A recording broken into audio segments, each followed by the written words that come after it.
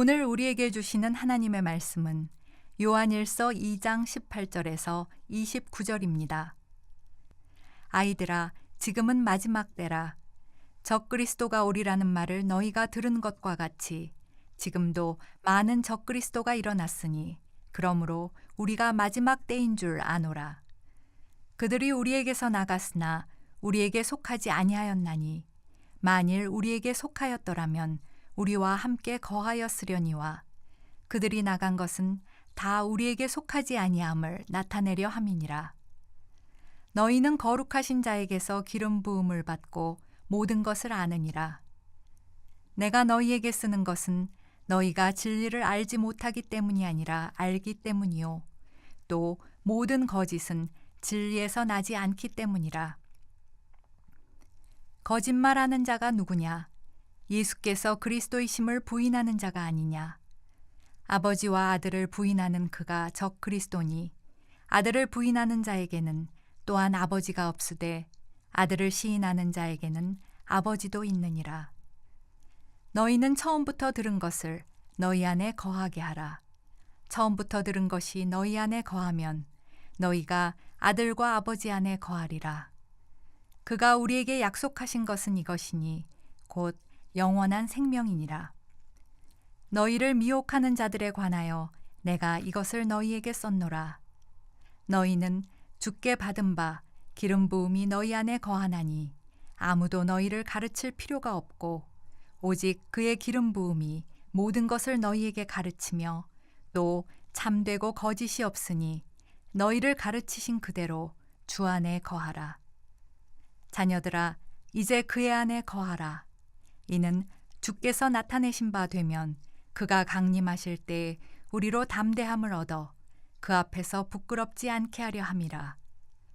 너희가 그가 의로우신 줄을 알면 의를 행하는 자마다 그에게서 난 줄을 알리라. 이는 살아계신 하나님의 말씀입니다. 아멘. 네, 오늘 말씀은 사랑의 능력으로 진리를 구별하십시오라는 제목입니다. 먼저 말씀을 시작하기 전에 제가 지지난주에는 동경에서 영성훈련을 인도하고 지난 주간에는 또 여기 BTD 또 인도하고 오늘 목 상태가 많이 안 좋아서 제가 조곤조곤 이야기할 텐데 졸릴까요? 안 졸릴까요? 졸릴 거예요. 졸지 않도록 하세요. 그리고 오늘 말씀이 또 교리적인 부분들이 있기 때문에 어렵지만 우리가 한 번쯤은 배우고 가야 될 내용입니다. 그러니까 여러분들이 정신을 잘 차리고, 정신을 차리는 방법 중에 하나는 여러분들이 성경을 따라가면서 중요한 단어에 이렇게 체크하고 이렇게 읽으면서 가면 훨씬 더 도움이 되리라고 생각합니다. 제가 이번 설교 시리즈를 하면서 소개하는 책이 하나 있었습니다. 김영석 교수의 어떻게 믿을 것인가 라는 책인데, 이게 좀 극단적인 예가 될지도 모르지만 이 책에 보면 6.25 때 이야기가 나옵니다. 6.25 때 공산 치하에 서울이 들어갔을 때 모든 이제 공산당들이 학교와 건물들을 접수하게 되었고, 크리스찬 학교였던 연세대학에도 모든 교직원들에게 신상명세서를 쓰게 했답니다. 거기에 종교란이 있었는데요, 기독교 학교고 모두 크리스찬에도 불구하고 불이익을 당할까 봐 모든 사람들이 종교란에 아무것도 적지 않았답니다. 유일하게 한 사람, 정석혜라고 하는 교수만이 자기는 장로교인이라고 적었답니다. 사람들에게 놀랐던 것은 그 사람은 별로 크리스찬이라고 하는 것이 드러나지 않은 사람이었고, 그 사람은 평소 모임에 가서 술도 먹고 담배도 이렇게 피우는 그런 사람이었습니다. 나중에 알고 보니 이분이 교회에서 장로가 되라고 했지만 이분은 전통적인 기독교 신앙에 의하면 내가 살아가는 삶의 방식이 별로 덕스럽지 못하니 나는 장로가 될 수 없습니다 라고 거절을 했던 분이라고도 합니다. 또 들리는 이야기에 의하면 4.19 혁명 때 교수들을 중심으로 이렇게 데모를 하러 나갈 때 가족들을 다 모아놓고 가정 예배를 드리면서 내가 돌아오지 못할지도 모르니 신앙을 잘 지키는 가정이 되라, 그리고 나갔다고 합니다. 김영석 교수가 이렇게 질문을 합니다. 진정 어떤 사람이 크리스찬일까요? 여러분, 술을 먹고 담배를 펴서 크리스찬이라고 하는 것이 아니라 그렇게 술을 먹고 담배를 펴도 믿음을 지키는 사람이 있는가 하면 아무리 크리스찬인 것처럼 보이지만 자기가 기독교인이라고 적지도 못하는 사람이 있다는 거예요. 정말 어떤 사람이 크리스찬일까요? 오늘은 이 구별에 대한 말씀을 여러분들과 함께 나누려고 합니다. 오늘 본문 말씀 가운데는 적 그리스도라고 하는 말이 나옵니다. 여러분들이 표시를 하면서 18절을 같이 한번 읽어보겠습니다. 아이들아, 같이 아이들아, 지금은 마지막 때라. 적 그리스도가 오리라는 말을 너희가 들은 것과 같이 지금도 많은 적 그리스도가 일어났으니 그러므로 우리가 마지막 때인 줄 아노라. 자, 지난주에 제가 시간이 없어서 다 말씀을 전하지 못했는데 지난주 읽었던 말씀 가운데 자녀들아, 아비들아, 청년들아 이런 말씀이 나옵니다. 청년들에게는 너희들이 나가서 싸우라, 믿음의 선한 싸움을 싸우라고 이야기를 하고, 자녀들에게는 너희들의 믿음을 지키라고 하는 구절이 나와 있습니다. 오늘 이 적 그리스도에 대한 부분은요, 믿음을 지키는 데 필요한 부분입니다. 그럼 기독교 역사 2000년 가운데 이 요한 공동체 안에서도 지금도 우리는 적 그리스도에 대한 문제 때문에 많은 어려움을 가지고 있습니다. 적 그리스도는 어떤 사람일까요? 적 그리스도는 절대로 나는 적 그리스도 이렇게 쓰고 나타나지 않습니다. 적 그리스도는 우리보다 훨씬 더 품위 있게 우아하게 천사의 옷을 입고 순백색의 옷을 입고 우리들에게 나타납니다. 요즘은 이렇게 식당에 가면 앞에 음식들을 이렇게 진열해 놓습니다. 전 처음에 진짜 음식인 줄 알았는데 보니까 그게 플라스틱이더라고요. 그런데 플라스틱 음식이 진짜로 나오는 것보다 더 낫지 않아요? 식당이 성공하려면 그걸 잘 만들어야 합니다.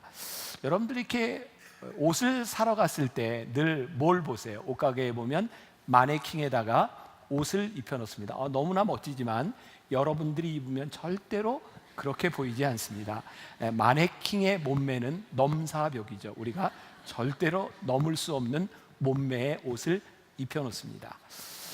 옷가게에 가면 또 좋은 게 있죠. 탁 옷을 입고 거울을 보면 길게 보인다는 겁니다. 근데 입고 자기 집 거울을 보면 그런 모양이 나오지 않습니다. 이 세상은요, 우리들이 보는 것보다 진리보다 진실보다 더 많은 것들을 과장하고 또 이렇게 착각을 일으키게 함으로 인해서 사람들을 현혹시킵니다. 적 그리스도가 바로 그렇습니다. 그래서 오늘 요한 공동체에 얘들아, 마지막 때가 되면 적 그리스도가 나타나는데 그들에게서 너희들이 현혹되지 않도록 너희들이 주의해야 한다. 자, 오늘 말씀을 듣는 여러분들 가운데 나는 신앙을 가지고 이 세상에 나가서 믿음으로 싸우는 사람이야, 이런 사람들은 적 그리스도에 대하여 별로 현혹될 일이 없습니다. 왜? 이미 믿음을 가지고 선한 싸움을 싸우는 사람이기 때문이죠. 문제는 선한 싸움을 싸우지 못하고 이제 말씀을 듣고 말씀을 지키고 살아가려고 하는 사람들에게 적 그리스도는 늘 위협적입니다. 사도 바울은 에베소에 있는 교인들에게 이렇게 편지합니다. 에베소서 4장 14절 같이 한번 봉독해 볼게요. 이는 우리가 이제부터 어린아이가 되지 아니하여 사람의 속임수와 간사한 유혹에 빠져 온갖 교훈의 풍조에 밀려 요동하지 않게 하려 함이니. 자, 사도 바울도 이런 고민을 하고 있는 거예요. 너희들이 어린아이처럼 되면 속임수와 간사한 유혹에 빠질 수 있다. 이게 사도 바울도 그렇고 요한 공동체도 그렇고 지금 목회하는 저도 그렇고 교인들을 보면서 늘 염려하는 부분 중에 하나입니다. 자, 이제 19절을 한번 가보세요. 중요한 말입니다. 그들이 우리에게서 나갔으나, 여기에다 표시해 나갔으나 우리에게 속하지 아니하였나니 만일 우리에게 속하였더라면 우리와 함께 거하였으려니와 그들이 나간 것은 다 우리에게 속하지 아니함을 나타내려 함이니라. 자, 적 그리스도, 거짓 그리스도가 뭐예요? 우리에게 속하였으나 그들이 우리에게서 나갔는데 지금 우리와 함께하지 못하는 것이 적 그리스도라고 말을 하는 거예요.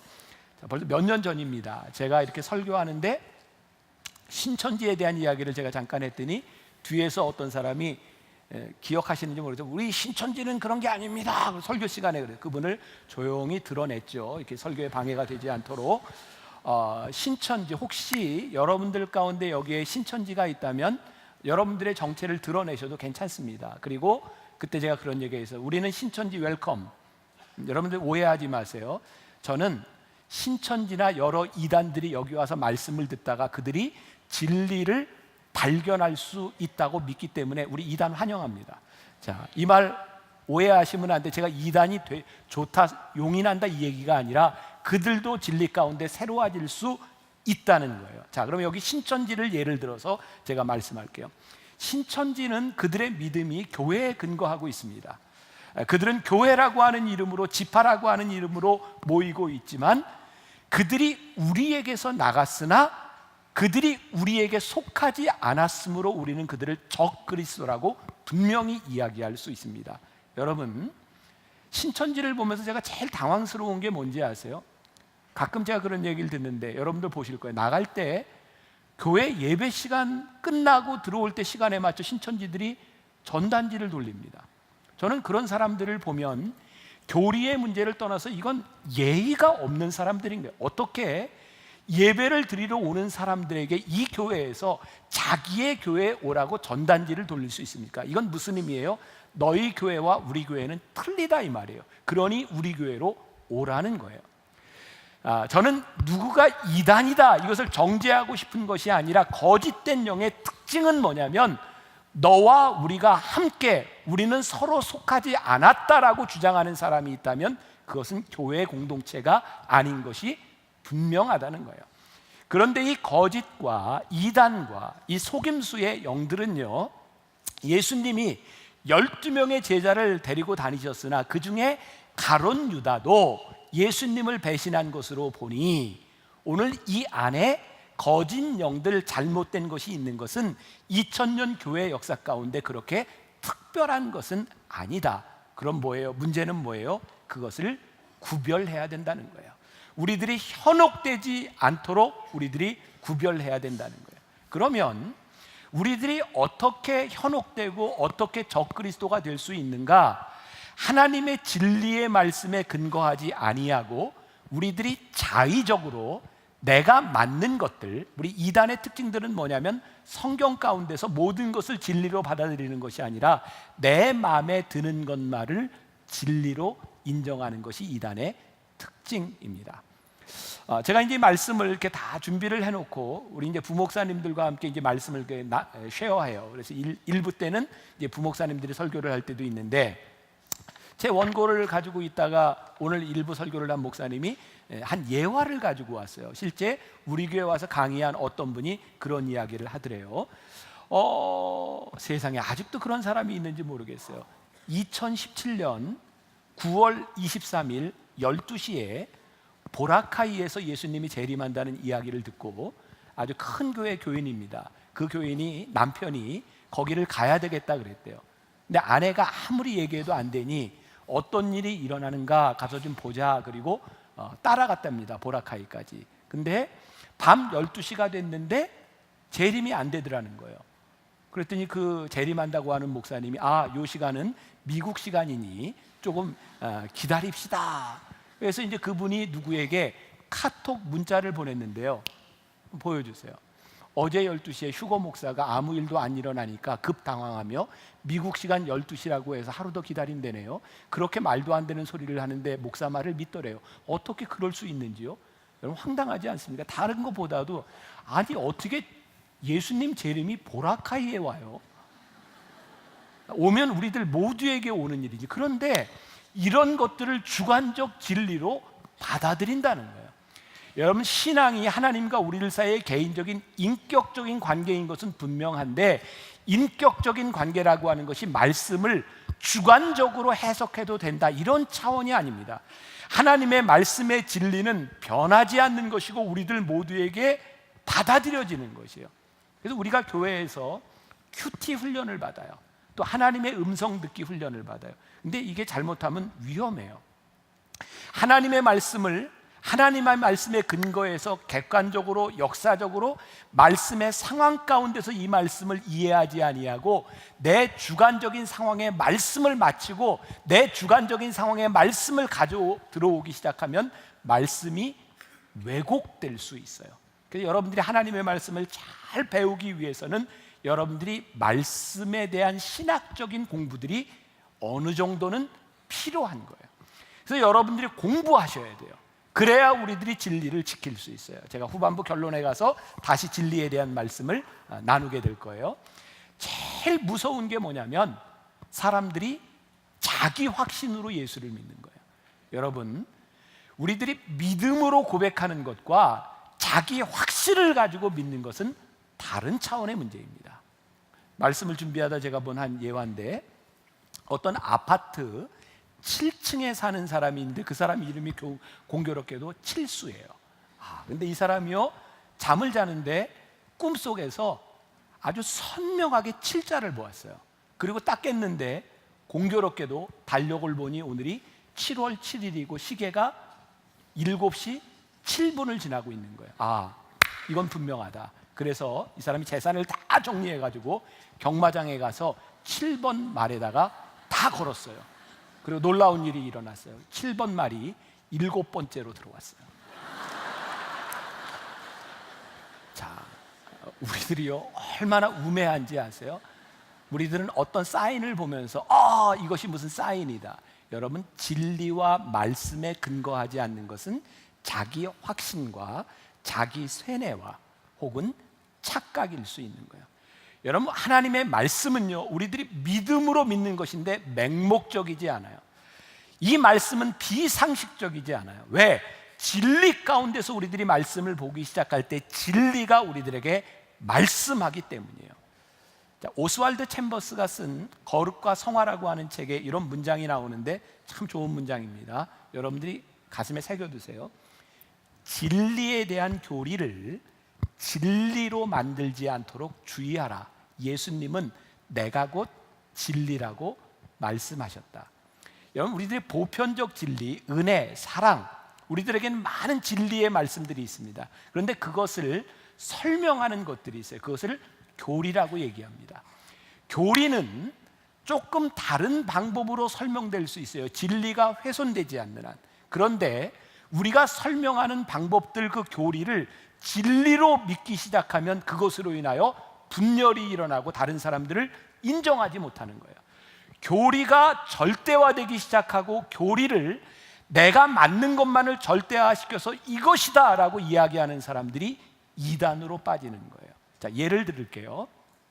지난 월요일 날 우리 교회에서 컨퍼런스를 하는데 강의하는 목사님이 미국 LA에 있는 모자이크 교회라고 하는 예배 영상을 가져왔어요. 모자이크 교회는 헐리우드에서 예배를 드립니다. 그 헐리우드 한복판에서 젊은이들이 놀랍게 1년에 1000명 정도의 사람들이 세례를 받는 놀라운 역사가 일어나고 있어요. 그 영상 화면에 보니까 예배를 드리는데 이 목사님이 사람들을 초청합니다.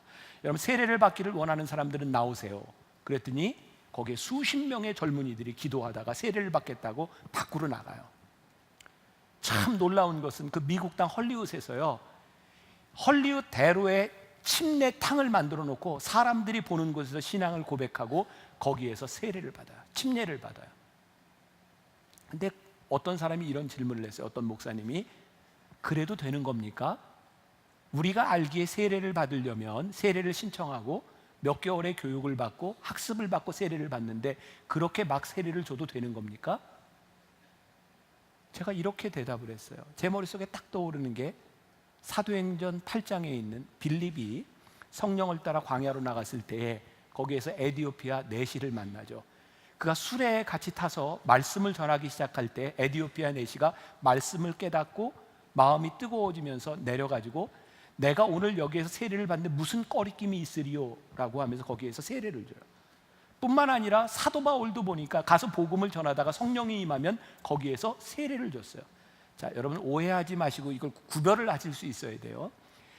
세례 교육을 받고 학습을 받고 일정 기간의 기간을 정해놓은 것이 문제가 있다고 하는 것이 아니라 언제부터인가 교회 조직 속에서 세례라고 하는 것을 틀을 만들기 위해서 우리들이 만들어 놓은 그 기간들, 그것에 얽매여서 지금 뜨거워진 마음으로 신앙을 고백하는 사람들에게 세례를 주는 것이 잘못됐다라고 이야기를 한다면 우리는 진리를 만들어 놓은 교리를 절대화하고 있는 거죠. 이 극단적인 예가 될지 모르지만 어떤 사람들이 죽음 가운데서 죽어가면서 믿음을 고백하고 내가 주님을 고백하고 싶습니다. 세례를 베풀어 주세요. 근데 목사님이 6개월 학습이 필요하니 내일 죽을 사람한테 그렇게 말한다면 그것이 진리를 지키는 일일까요? 그런데 우리들이 그런 오류를 많이 범하고 있다는 거예요. 우리들이 이 신앙 가운데 올바로 서는 것은 올바른 진리에 대한 분별력이 없으면 우리는 교리에 얽매여서 이단처럼 적 그리스도가 될 수 있는 가능성을 가지고 있는 거예요. 말씀이 좀 어려운가요? 받아들이기 힘드세요? 아니요. 말씀으로 보자는 거예요. 우리에게 가장 중요한 고백이 뭐냐? 주는 그리스도시요 살아계신 하나님의 아들입니다. 요한 공동체와 사도 바울은 이 고백 위에 어떤 것도 그것을 바꾸는 이들에 대하여 그것은 적 그리스도라고 말하고 있어요. 제가 말씀을 준비하며 보았던 우리 이동원 목사님의 요한일서 강에 이렇게 사귀라에 보면 이런 얘기가 나와요. 어떤 간호사가 환자에게 약을 주는데 사실은 이게 독약인데 이 간호사가 너무너무 좋은 약인 줄 알고 정성을 다해서 갖다 줘요. 환자도 그것이 좋은 약인 줄 알고 먹었어요. 어떻게 될까요?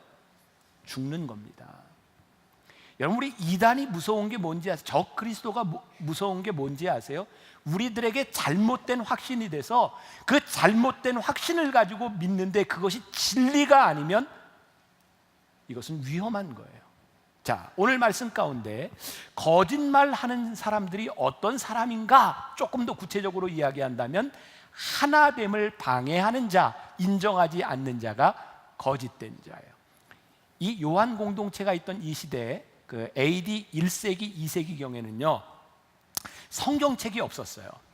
그들에게는 뭐가 있었냐면 예수님의 말씀을 적은 제자들의 글들이 쪽복음처럼 돌아다니고 있었고 때로는 구전처럼 이렇게 흐르고 있었기 때문에 어떤 말씀을 믿어야 될지 어떤 말씀이 성경인지를 잘 모르고 있었어요. 그래서 그들에게 있어서 제일 중요한 하나됨에 대한 표징이 뭔가 그거에 대한 고민을 하기 시작했죠. 그래서 에베소서에도 사도 바울이 이렇게 편지를 보내요. 4장 4절부터 5절에 보니까 몸도 하나요, 성령도 하나요, 소망도 하나요, 주님도 하나요, 믿음도 하나요, 세례도 하나요, 하나님도 하나다. 그러니까 우리들이 믿는 그 하나가 무엇인가 이것이 중요한 거예요. 자, 여러분들에게 또 중요한 이야기예요. 교회에는 교리가 있어요. 또 전통이라는 것이 있어요. 여러분, 교리는 뭐냐면 내가 이런 교리를 가지고 있으니 너는 나와 다르다. 이것이 교리의 목적이 아니에요.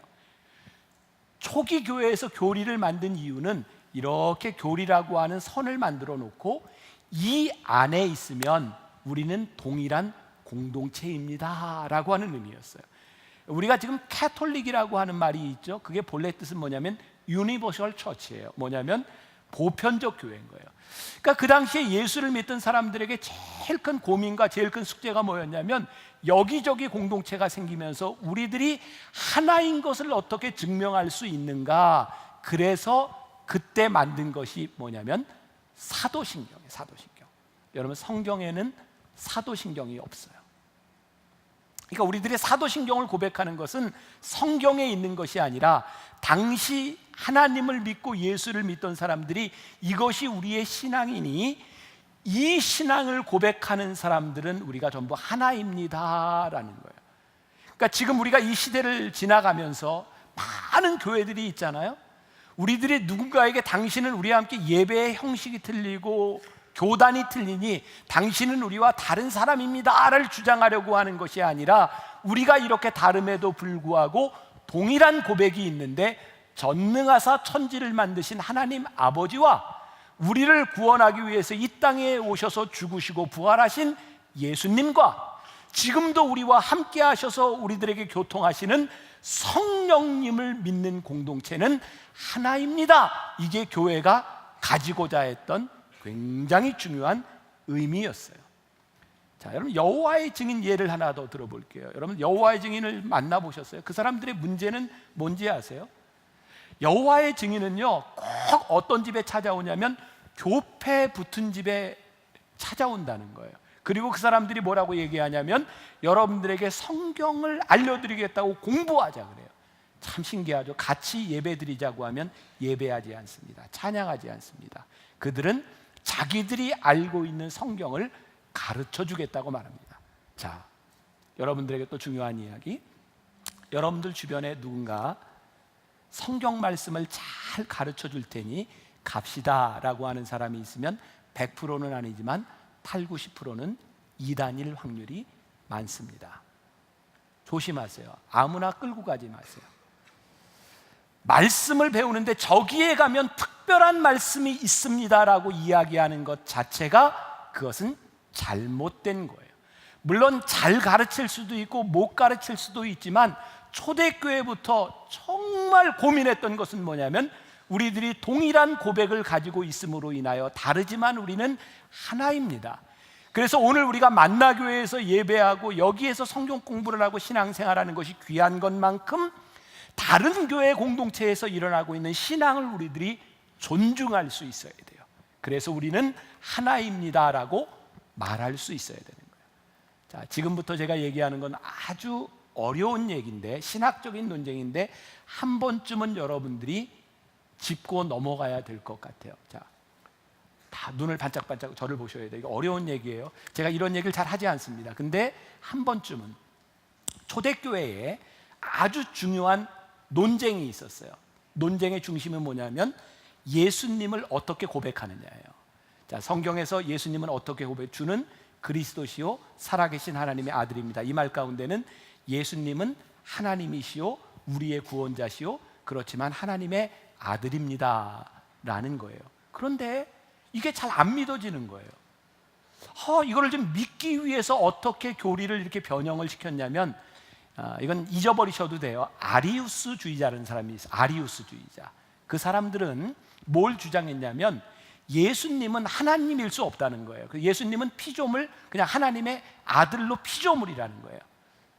그런데 여기에 대해서 그게 아니라고 주장했던 유명한 신학자가 있어요. 그 사람의 이름이 아다나시우스라는 사람입니다.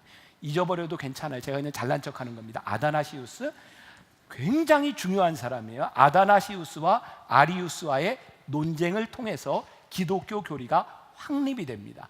그의 중요한 교리의 확립의 이름이 동일본질이라는 거예요. 어려운 말로 호모우시우스, 동일본질. 뭐냐면 하나님과 예수님은 동일한 분이시다. 이렇게 설명하면 될 것 같아요.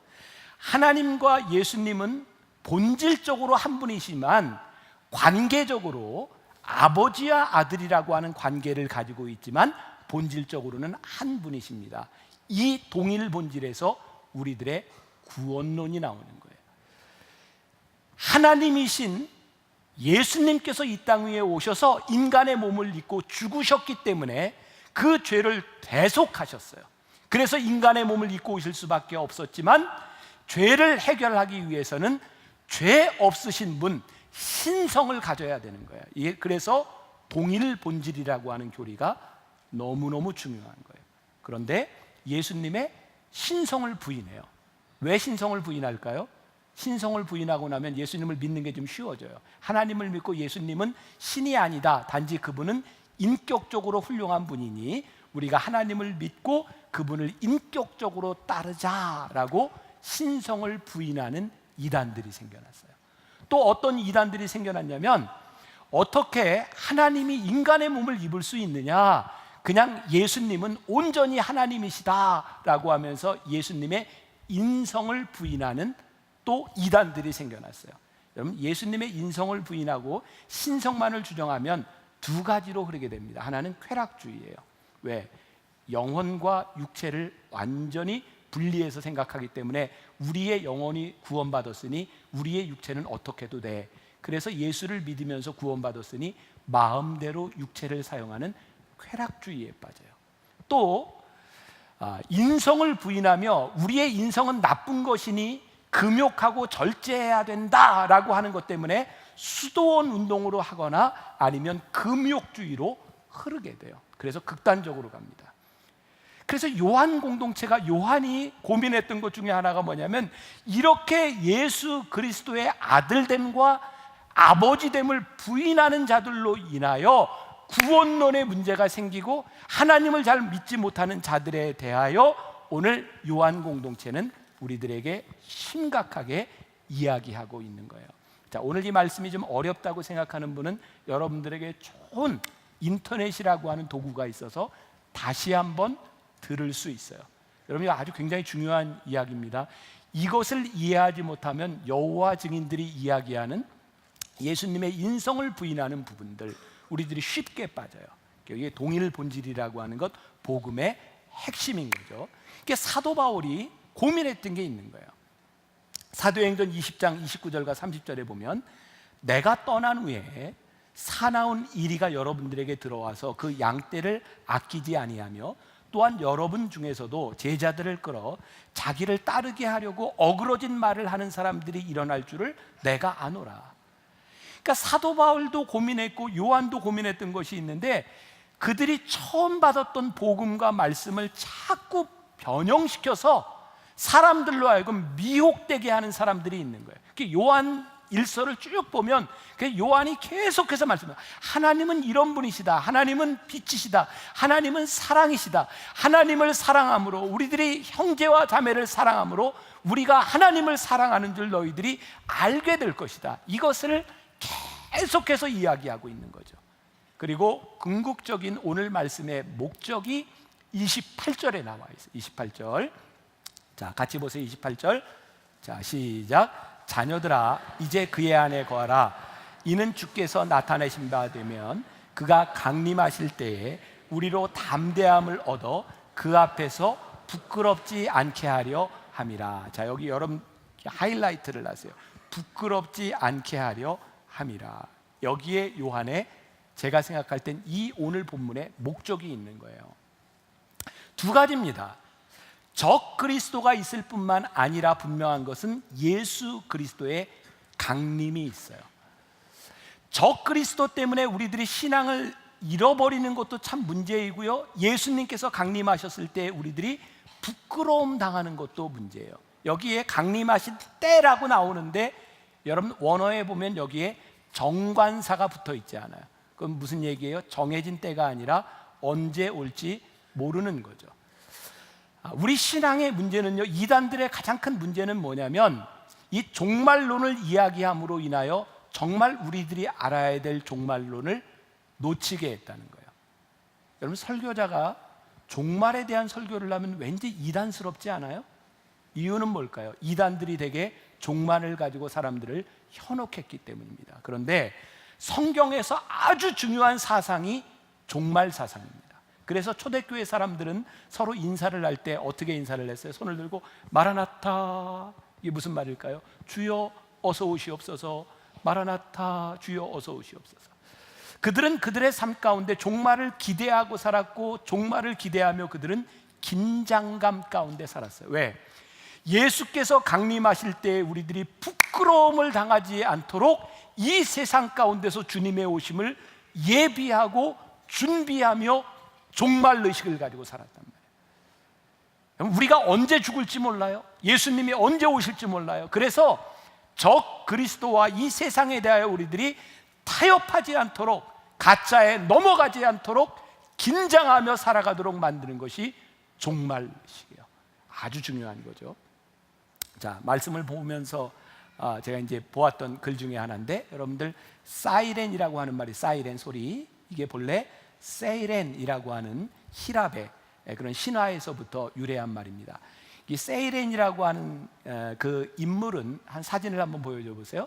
여러분, 스타벅스에 나오는 저 인물이 세이렌입니다.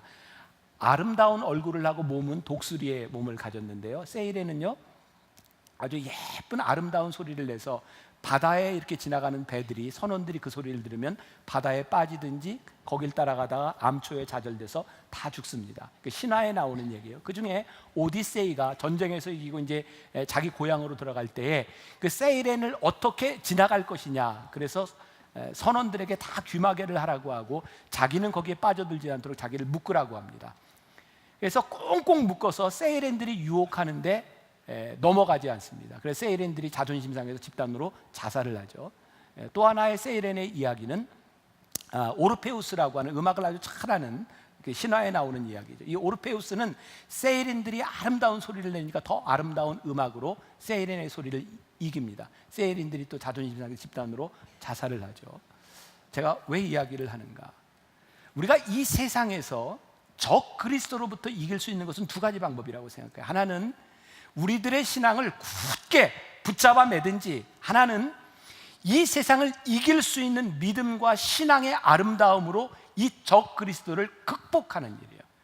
그런데 오늘 우리들에게 이것이 부족하기 때문에 우리는 세상에 흔들릴 때가 많이 있어요. 자, 그러면 어떻게 우리들이 확고한 신앙 위에 설 수 있는가? 자, 27절 말씀, 27절 같이 봉독합니다. 시작. 너희는 주께 받은 바 기름 부음이 너희 안에 거하나니 아무도 너희를 가르칠 필요가 없고 오직 그의 기름 부음이 모든 것을 너희에게 가르치며 또 참되고 거짓이 없으니 너희를 가르치신 그대로 주 안에 거하라. 여기에 기름 부음, 여기 여러분 굉장히 중요하게 표시를 하고 이 말씀을 여러분들이 보셔야 돼요. 우리들이 가르칠 필요도 없고 우리가 정말 확실한 것이 하나 있는데 그것이 뭐냐면 기름 부음이라는 거예요. 기름 부음, 어노인팅, 성령의 기름 부음이에요. 왜 우리들이 혼란하고 왜 우리들이 진리를 구별하지 못하느냐면 우리들에게 기름 부음이 없는 거예요.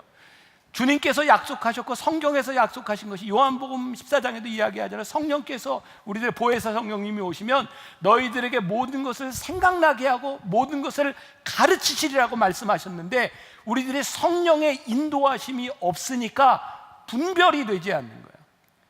여러분 분명히 아셔야 돼요. 성령의 기름 부음이 우리들에게 임하기 시작할 때 성령이 우리를 가르치시는데 우리들이 자의적인 성경 해석과 사람들의 말을 들으며 우리들이 우왕좌왕하고 있는 거예요. 성령은 진리의 영이라고 말씀하시기 때문에 성령님이 우리들 가운데 임하실 때 성령께서 우리들에게 확신을 주시고 우리들을 흔들리지 않게 하는데 요즘 교회들이 왜 무너지는가? 왜 유혹에 넘어가는가? 왜 그렇게 쉽게 쓰러지는가? 어노인팅, 성령의 기름 부으심이 우리들에게 없기 때문이에요. 오늘 이 말씀 가운데 여러분들이 기억해야 될 것이 있는데 오늘 여러분들이 이 말씀을 듣고 예배를 드리고 지식적으로 우리들이 가지고 가는 이 지식은 잘못하면 주관적인 지식에 머물 수도 있고 분별하지 못하는 지식이 될 수 있어요. 그래서 우리들이 성령님을 구해야 되는 거예요. 그럼 성령님을 구한다는 게 어떤 것일까요? 저는 이렇게 생각해요. 물론 성령님의 뜨거운 임재를 통해서 뜨거운 그런 체험들도 있지만 저는 제가 아침마다 제가 늘 기도하는 것 중에 하나가, 제가 제일 주의하고 싶은 것 중에 하나가 하나님, 제가 끝까지 목회자로서 저를 잘 지킬 수 있도록 교만하지 않게 해주세요. 그게 제 제일 큰 기도 제목이에요. 그런데 이렇게 하루를 지나가다 보면 교만하지 않게 해주세요 라고 기도했는데 어느 날 제가 교만해요. 얘기하다 보니까 잘난 척하고 있어요. 그럼 그때 그 생각이 나는, 하나님께 내가 이렇게 기도했는데 내가 하나님께 구한 그 기도가 나를 교정시켜 주세요. 여러분들에게 가장 약한 부분, 우리들이 진리에서 멀어질 수 있는 부분이 이성적인 부분이라고 하면 주님, 저를 이성의 유혹에서부터 붙잡아 주세요 라고 하지만 우리는 연약해요. 그래서 이성의 유혹에 빠질 수 있어요. 그런 자리에 갈 수 있어요. 그런데 성령님께서 우리들에게 생각나게 하시는 거예요. 너는 네 몸이 주의 거룩한 성전인데 너를 지키지 못하면 안 돼. 성령님이 우리들에게 말씀하시고 우리를 지켜요. 그게 뭐예요? 기름 부으심이에요. 성령이 우리를 붙잡아 주시는 거예요. 그래서 오늘날 우리들이 말씀을 들음에도 불구하고 말씀대로 살아가지 못하는 것, 성령님을 구하지 아니하고 성령의 기름 부으심이 우리들에게 없기 때문에, 그래서 오늘 우리가 기도해야 되고 우리들이 구해야 되는 거예요. 성령님 저에게 말씀해 주세요. 성령님 저에게 기름 부어 주세요. 성령님 저에게 옳은 판단을 할 수 있는 믿음을 저에게 주세요. 성령님 제가 교만하지 않도록 제 마음과 제 길을 붙잡아 주세요. 이게 성령 안에서 굳게 서는 거예요. 진리를 누가 이야기하나요? 다 주관적인 진리, 자기 생각 이야기할 수 있는데 우리들이 알고 붙잡고 가야 되는 것, 말씀을 성령 안에서 우리들이 붙잡고 말씀 안에서 우리들이 흔들리지 않을 수 있도록. 오늘 말씀을 듣고 들어가는 여러분들 가운데 성령의 임재를 구할 수 있는 소원이 있기를 간절히 소원합니다. 성령님의 임재를 구하는, 그래서 기름 부음이 있는 그런 한 주간을 살아가다가 말씀을 붙들고 다시 이전에 나올 수 있는 여러분들이 되시기를 주님의 이름으로 간절히 소원합니다. 우리 같이 믿음으로 고백하며 찬양하기를 원합니다. 마음이 상한 자를 고치시는 주님, 하늘의 아버지 날 주관하소서. 우리 간구하는 마음으로 함께 찬양하겠습니다.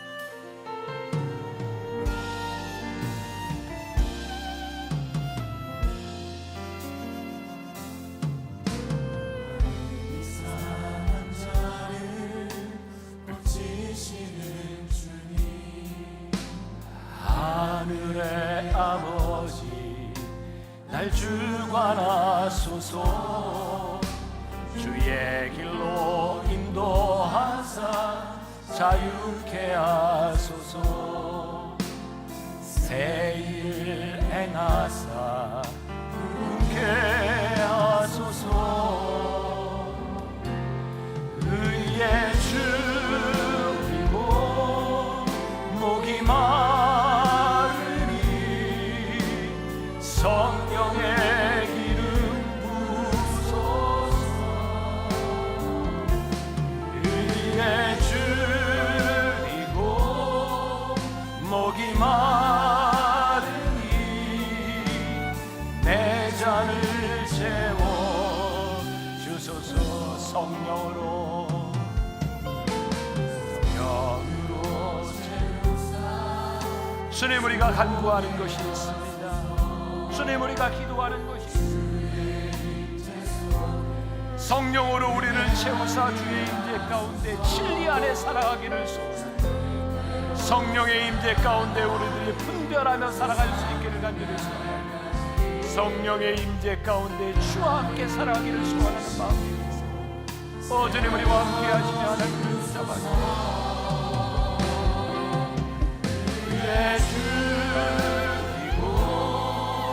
목이 마르니 주님, 성령의 기름 우리들에게 부으소서. 의의 주이고 목이 마르니 내 잔을 채워 성령으로 채우사.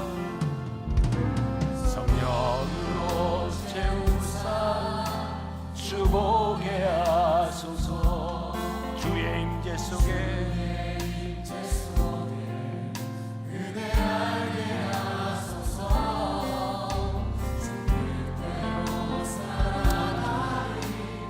아버지 하나님, 그대로 살아가는 사람, 주의 말씀 붙들고 살아가는 하나님의 사람,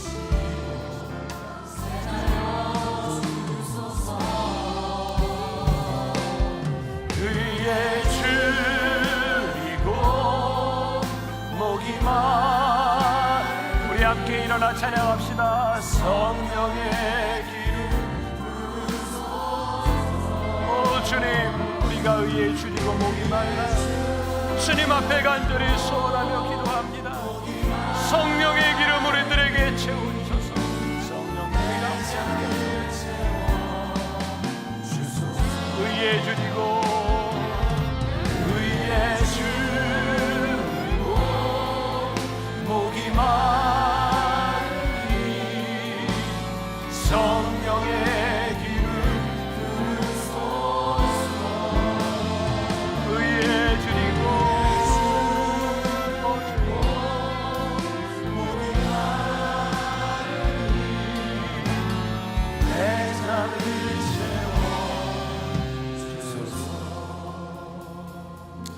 하나님, 우리의 마음에 소원이 있습니다. 이 세상 가운데 믿음을 지키는 것, 말씀대로 살아가는 것 결코 쉽지 않습니다. 우리를 미혹하는 영들, 적 그리스도가 곳곳에 우는 사자처럼 우리를 삼키려고 하는데, 하나님, 우리들에게는 그것을 이길 만한 힘이 없습니다. 그래서 하나님께 간절히 기도합니다. 성령으로 채우사 우리를 새롭게 하여 주옵소서. 성령의 기름 부으심이 우리의 삶 가운데 임하게 하여 주시사 진리 가운데 흔들리지 않는 사람들이 되게 하여 주옵소서. 오늘도 하나님 앞에 드려진 귀한 예물, 우리의 헌신, 우리의 노력, 우리의 시간들이 거짓되지 않기를 소원하고, 하나님의 말씀의 진리 앞에서 드려진 이 모든 것들이 하늘나라를 위하여 아름답게 쓰여질 수 있도록 축복하여 주옵소서. 지금은 우리 주 예수 그리스도의 은혜와 하나님 아버지의 무한하신 사랑과 성령의 인도하심이, 성령의 기름 부으심을 구하며 하나님의 임재 가운데 살아가기를 소원하며 담대하게 이 세상으로 나가는 당신의 사랑하는 모든 백성들을 위해 지금부터 영원까지 함께 하시기를 간절히 축원하옵나이다. 아멘.